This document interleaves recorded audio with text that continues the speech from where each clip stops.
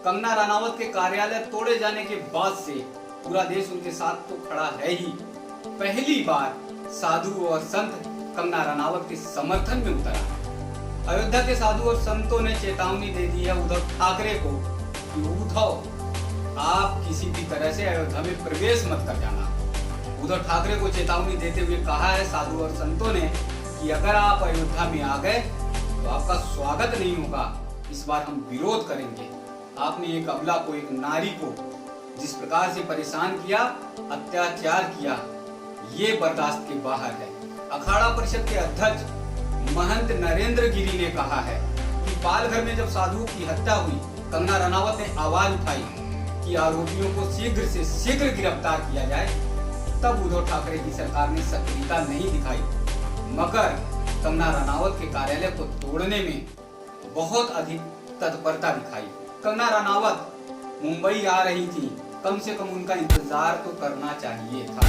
जिस प्रकार से साधु और संतों ने अयोध्या में प्रवेश के लिए रोक लगा दी है, उद्धव ठाकरे को चेतावनी दे दी है, इससे एक बड़ा सवाल उठता है। बड़ा सवाल इसलिए कि बाला साहब ठाकरे का और शिवसेना का अयोध्या से गहरा नाता है। 6 दिसंबर 1992 को जब अयोध्या में विवादित ढांचा ढाया गया, गिराया गया, पूरे देश के कार सेवकों ने मिलकर विवादित ढांचे को ढा दिया था, गिरा दिया था। तब ये कहा जा रहा था कि शिव सैनिक भी कार सेवा के रूप में आए थे।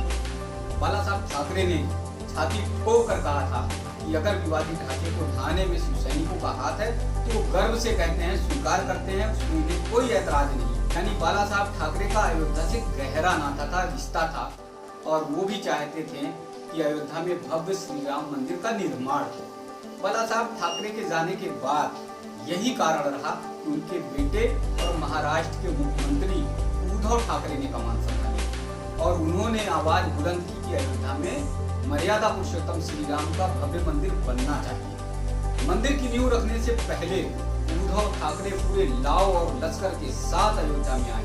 पूरे प्रदेश के शिव सैनिक एकत्रित हुए। साधु और संतों ने भव्य तरीके से उद्धव ठाकरे का स्वागत किया था, अभिनंदन किया। उद्धव ठाकरे ने आवाज उठाई थी कि अयोध्या में राम मंदिर बनना चाहिए। वही साधु और संत आज ये कह रहे हैं कि उद्धव ठाकरे अयोध्या में न आए, अगर वो आते हैं तो हम उनका विरोध करेंगे। पहली बार ऐसा देखा जा रहा है कि साधु और सन्यासी किसी अभिनेत्री के मामले में खुलकर सामने आ रहे हैं। देश में बहुत बड़े बड़े मामले होते हैं, लेकिन साधु और सन्यासी बोलने से कतराते हैं, वो सामने नहीं आते हैं। मठ से और मंदिर की बातों को ही वो अक्सर कहा करते हैं, लेकिन पहली बार ऐसा हो रहा है कि एक अभिनेत्री के समर्थन में साधु और सन्यासी उतरे हुए हैं। अब देखना है कि इस बारे में उद्धव ठाकरे क्या जवाब देते हैं, क्या